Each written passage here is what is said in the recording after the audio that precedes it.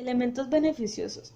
Pues además de los 17 elementos esenciales, algunas plantas pues presentan requerimientos adicionales, dado que estos elementos suplementarios no son necesarios para la generalidad de las plantas. No se puede considerar elemento esencial y por eso se definen como elementos beneficiosos. Pues otra posibilidad es que el elemento en cuestión sea capaz de suplir al menos parcialmente la falta de un elemento esencial o de aumentar la tolerancia en el exceso de absorción de algunos u otros elementos, como sería el caso del silicio frente a concentraciones elevadas del manganesio o del hierro, habituales en los suelos ácidos en los que el silicio reduce los síntomas de toxicidad de estos elementos. El sodio se encuentra como un catión monovalente y algunas plantas lo contienen en concentraciones más propias de un macronutriente. Esto se debe, por ejemplo, a las plantas halófitas. Sin embargo, esto debe ser un mecanismo adaptativo de control osmótico, aunque en general se tiende a absorber selectivamente más potasio que sodio, pues existen pruebas de su esencialidad como micronutriente en plantas de grupo de C4, donde parece que interviene en el acoplamiento del transporte de metabolitos y del ácido pirúvico entre el mesófilo y la vaina. Pues algo similar ocurre en las plantas CAM, si bien no resulta esencial para las plantas con fotosíntesis tipo C3. En las cianobacterias existen requerimientos específicos donde el sodio es implicado en procesos claves como la fotosíntesis, el transporte de dióxido de carbono, la absorción y asimilación de nitratos fosfatos y la fijación de nitrógeno en especies filamentosas como las heterocitos. Silicio. El silicio es el segundo elemento más abundante de la corteza terrestre. No resulta extraño pues que muchas plantas lo absorban en grandes cantidades. Si se puede significar entre el 1% y el 2% de materia seca de maíz, incluso los porcentajes superiores en pasto y hasta el 16% en cenizas de Scypseptum arvense, debido a su ubicuidad. Resulta muy difícil realizar experimentos de deficiencia del silicio, incluso en los laboratorios por los materiales del boro silicato que se utilizan habitualmente. Numerosos trabajos demuestran su esencialidad en las gramíneas, donde se forman el óxido de hidratato. Se acumula en una pared aumentando su impermeabilidad y la resistencia al ataque de hongos, no solo por constituir una barrera física, sino también por configurar compuestos sílico orgánicos que son muy estables frente a las enzimas de los patógenos. Ese aumento de resistencia mecánica de tejidos en los cereales disminuye el denominado encamado de estos. Asimismo, las algas diatomeas necesitan el silicio para configurar sus coberturas, de modo que es esencial para este grupo, al igual que sucede con el boro, también como el valor de sección.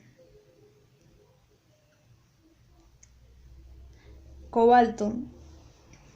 Aunque el cobalto resulta esencial en los animales por su presencia en el núcleo de la corrina de los cinobalmina, la vitamina B12 no parece esencial en los vegetales, salvo que las leguminosas en condiciones de fijación de nitrógeno en simbiosis, si bien en el microorganismo el verdadero receptor de este elemento. En las algas, euglena también resulta esencial. Su deficiencia determina un descenso en la síntesis de RNA y DNA por las alteraciones en el sistema de timina y ribósidos. En un principio se pensó que que podría ser esencial en formas fijadoras de nitrógeno, concretamente en las cianobacterias. Hoy se sabe que se requiere como otros bioelementos, pero principalmente no resulta esencial.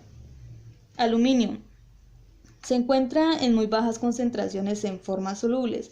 Aunque es un elemento muy abundante en la corteza terrestre, el pH es inferior a 5, su solubiliza y puede afectar la forma muy negativa a un número de plantas. Es una de las principales consecuencias de las denominadas lluvias ácidas en muchas zonas de Europa Central. Sin embargo, en pequeñas dosis puede ser altamente beneficioso porque, al igual que sucede con el caso del silicio, reduce la toxicidad producida por el exceso de magnesio o de fósforo o pues también de calcio. Selenio. Aunque el selenio es generalmente tóxico para la mayoría de las plantas, existe un grupo de ellas, las denominadas plantas seleníferas, cuyo género más representativo es en Astragalus, que lo acumulan, dado que entre las seleníferas existen varios cientos de especies. La diferencia entre ellas a la hora de acumular sea muy grande. Algunas especies como Recamopsus puede acumularse por encima del 0,5% del peso seco, por lo que son peligrosas para el ganado, pero él puede llegar a ser latentes. Sin embargo, no está definitivamente establecido. El selenio resulta esencial en las plantas. Él desplaza el azufre y lo configura en selenio aminoácido de tipo selenmetonina y selenocitina. El primero de ellos es formar retícula en el principal depósito de selenio en las plantas acumuladas. En las bacterias que se han observado la presencia de selenoproteínas que contienen estos aminoácidos, que resulta esencial al igual que los animales estando implicados en el proceso de oxidorreducción. Bueno, por último tenemos el titanio. El titanio no cumple con ninguno de los 3 criterios establecidos por Armond en 1939 sobre la esencialidad de los elementos. Sin embargo, se ha podido comprobar que, por ejemplo, el pigmento Capsum anub bajo la forma de titanio 4 incrementa la absorción de nutrientes y la producción de biomasa. Tiene también un efecto activador de pigmentos fotosintéticos como la acumulación de hierro activo hasta 5 veces superiores a las que presentan organulos de plantas sin tratar. Muchas gracias.